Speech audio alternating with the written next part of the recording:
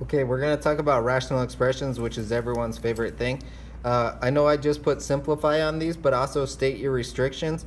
Remember that your restrictions are anything that makes the denominator equal to 0, and so we can't have those. Yeah, so anything that makes the denominator equal to 0. If you have one that only has variables in it, like this guy right here, there's no number that's probably going to make the denominator equal to 0, so we're not going to worry about it. Same thing here, we're not going to worry about denominators equal to 0, okay? But these ones, when we have numbers, denominator, what are the restrictions, okay? And I'll talk a little bit about the restrictions on these when we get to class. So I do want you guys to do these. I'm not going to collect this one though, okay? So we're looking at the first thing that we're doing is, and I'm going to actually use these examples. What we're doing is we're trying to factor and then simplify. So factoring should be our first thing that we do when we're dealing with rational expressions. So this guy right here, I look at that, it's going to be x minus 2 times x plus 1. That's going to be x plus 1 over times x plus 1.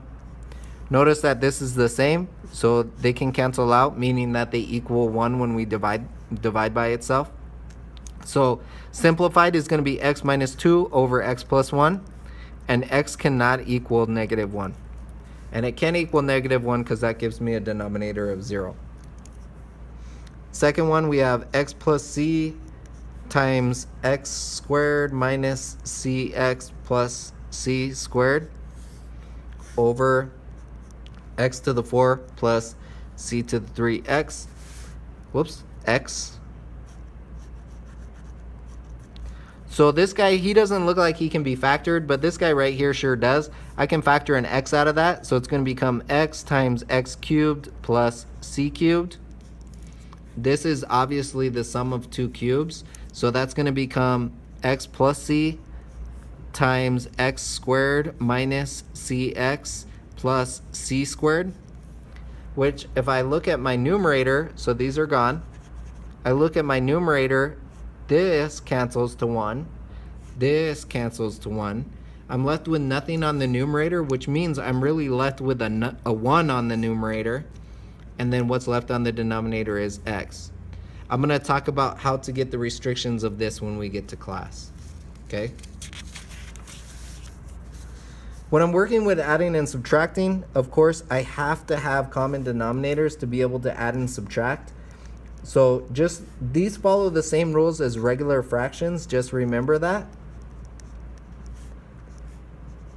Regular fractions have a rule that you have to have a common denominator to add and subtract them. Okay? So I know that this doesn't need parentheses, but I'm going to put it just for the fun of it. Okay? This guy right here, he looks like he can be factored. He's going to be x plus 4 times x plus 4.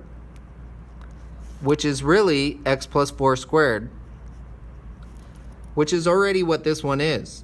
So these two are already the same. This one needs to be multiplied by x plus 4. But remember, it's an expression, and expressions can only be multiplied by a variation of 1. So I'm going to multiply my numerator by x plus 4 as well. So I'm going to get x plus 4 here. I'm just going to write LCD because they're all the same now. Plus 2 times 2 over the LCD minus 3 over the LCD. In my answer, I am going to write what the lowest common denominator is. So I have x plus 4 plus 2, which is x plus 6, minus 3 is x plus 3, over the LCD is x plus 4 squared, or x squared plus 8x plus 16. And I still have a restriction here. X cannot equal negative 4. Because that'll make the denominator equal to 0. Okay? When we're multiplying, we want to factor and then simplify. So this one,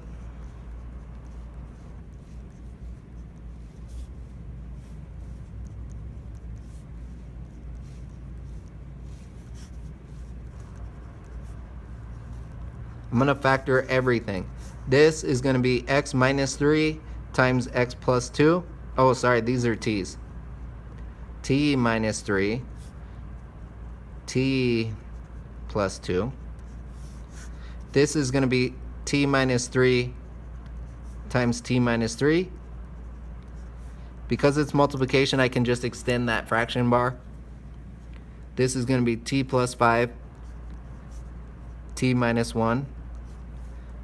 This is going to be t plus 5, t minus 5. So I'm going to cancel out whatever I can. This cancels to 1. This cancels to 1. And I'm going to expand the rest. T squared minus t plus 2t minus 2 over t squared minus 5t minus 3t plus 15. Combine like terms. T squared plus t minus 2 over t squared minus 8t plus 15. Remember that we want our restrictions. T cannot equal 3 from here. 3 from here, I don't need to say it again. Negative 5 from there. And 5 from there. Doesn't matter that they canceled out. Okay? I'm not going to do the last one just because this video is getting long, but I will show the first step. And so the first step when you have division is write it as two separate problems. Sorry, two separate parts divided by, that's what I mean.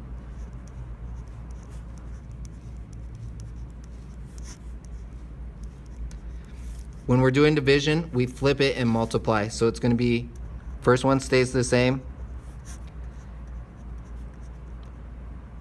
This becomes multiplication. This one flips over.